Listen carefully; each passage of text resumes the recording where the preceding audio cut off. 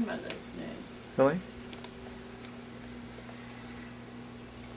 Tale of Squirrel Nutkin by Beatrix. This is a tale about a tail that belonged to a little red squirrel, and his name was Nutkin. Oh. He had a brother called Twinkleberry. Twinkleberry? Twinkleberry. Oh. And a great many cousins. Huh. They lived in a wood at the edge of a lake. In the middle of the lake there's an island covered with trees and nut bushes. Huh. And amongst those trees stands a hollow oak tree, which is the house of an owl who's called Old Brown. Nice name. One autumn when the nuts were ripe and the leaves on the hazel bushes were golden and green, Nutkin and Twinkleberry and all the other little squirrels came out of the wood down to the edge of the lake. They made little rafts out of twigs, and they paddled away over the water to Owl Island to gather nuts. Each squirrel had a little sack and a large oar spread out his tail for a sail. They also took with them an offering of 3 fat mice as a present for Old Brown. 3 fat mice? Mice. And put them down at his doorstep. Yum, yum. Then Twinkleberry and the other little squirrels each made a low bow and said politely, "Oh, Mr. Brown, will you favor us with permission to gather nuts upon your island?" But Nutkin was excessively impertinent in his manners. He bobbed up and down like a little red cherry, singing, "Riddle me, riddle, rat-tat-tote." A wee little man in a red coat, a staff in his hand and a stone in his throat. If you tell me this riddle, I'll give you a groat. A groat? Whatever that is. I know. Now this riddle is as old as the hills. Mr. Brown paid no attention whatever to Nutkin. He shut his eyes obstinately and went to sleep. The squirrels filled their little sacks with nuts and sailed away home in the evening. The next morning when they all came back again to Owl Island, and Twinkleberry and the others brought a fine fat mole, yum yum, Yum, yum. and laid it on the stone in front of Old Brown's doorway, and said, "Mr. Brown, will you favor us with your gracious permission to gather some more nuts?" But Nutkin, who had no respect, began to dance up and down, tickling old Mr. Brown with a nettle and singing. Nettle. "Oh, Mr. B, riddle me ree, hitty-pitty within the wool, hitty-pitty without the wool. If you touch hitty-pitty will bite you." Mr. Brown woke up suddenly and carried the mole into his house. He shut the door in Nutkin's face. Presently a little thread of blue smoke from the wood fire came up from the top of the tree, and Nutkin peeped through the hole and sang, "A house full, a hole full, and you cannot gather a bowl full." The squirrels reached for nuts all over the island and filled their little sacks. But Nutkin gathered oak apples, yellow and scarlet, and sat upon a beech stump playing marbles and watching the door of old Mr. Brown. On the 3rd day, the squirrels got up very early and went fishing. And they caught 7 fat minnows as a present for Old Brown. They paddled over the lake and landed under a crooked chestnut tree on Owl Island.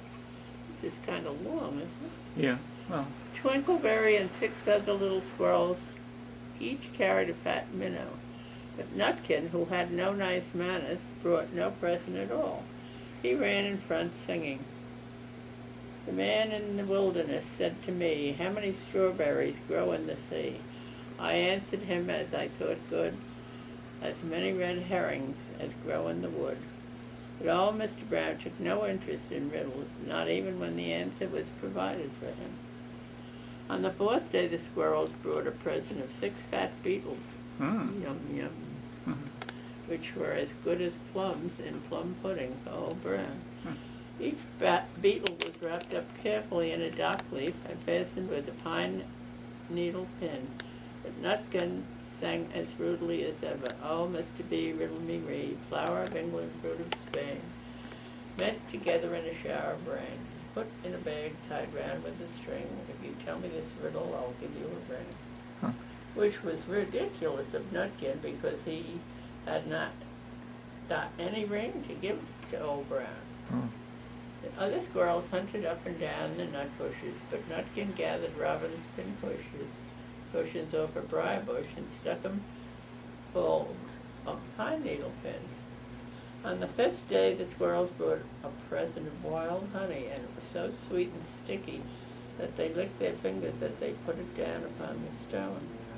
They had stolen it out of a bumblebee's nest on the tippity-top of the hill. But Nutkin skipped up and down singing, hum-a-bum, buzz-buzz, hum-a-bum, buzz. As I went over to Tipple Rhine, I met a flock of bonny swine, some yellow-necked and some yellow-backed. They were the very bonniest swine that ever went over Tipple Time. Huh. Bonnie swine. Weird story, this one. Oh. Old Mr. Brown turned up his eyes in disgust at the impertinence of Nutkin, but he ate up the honey. The little squirrels filled their sacks with nuts, but Nutkin sat upon a big flat rock and played 9 pins with a crab apple and green fir cones. On the 6th day, which was Saturday, the squirrels came again for the last time. They brought a new laid egg in a little rush basket as a last parting present for Old Brown, but Nutkin ran in front laughing and shouting. Humpty Dumpty lies in the beck with a white counterpane around his neck. 40 doctors and 40 rights cannot put Humpty Dumpty to rights. Huh. Strange. Now old Mr. Brown took an interest in eggs. He opened one eye and shut it again, but he still did not speak. Nutkin became more and more impertinent. Oh, Mr. B, oh, Mr. B, hick-a-more, hack-a-more on the king's kitchen door. All the king's horses and all the king's men couldn't drive hack-a-more, hick-a-more off the king's kitchen door. Nutkin danced up and down like a sunbeam, but still Old Brown said nothing at all. Nutkin began again. Arthur O'Bower has broken his band. He comes roaring up the land. The King of Scots, with all his power, cannot turn Arthur of the bower. Nutkin made a whirling noise to sound like the wind, and he took a running jump right onto the head of Old Brown. And all at once was the flutterment and a scufflement and a loud squeak. The other squirrels scudded away into the bush, and they came back very cautiously, peeping round the tree. There was Old Brown sitting on his doorstep, quite still, with his eyes closed, as if nothing had happened, but Nutkin was in his waistcoat pocket.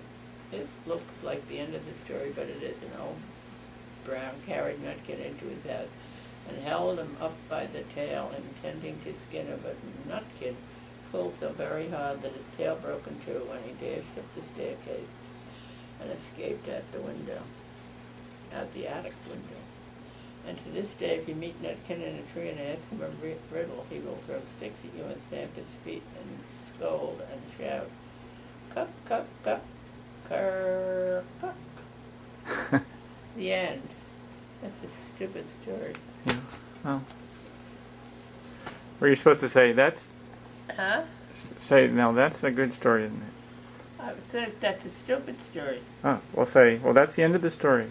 I said the end. I know, but this is. It's the end of the story. What do you want me to do? Read it again? I'm not gonna. No, say. Well, that's the end of the Squirrel Nutkin story. It's the end of the story. What do you want me to say? You're not supposed to throw it down and say that's no good story. I told you it's no good. Oh. I didn't care for it. Oh. Maybe you could read. Some people might like it, but not me. Maybe you could read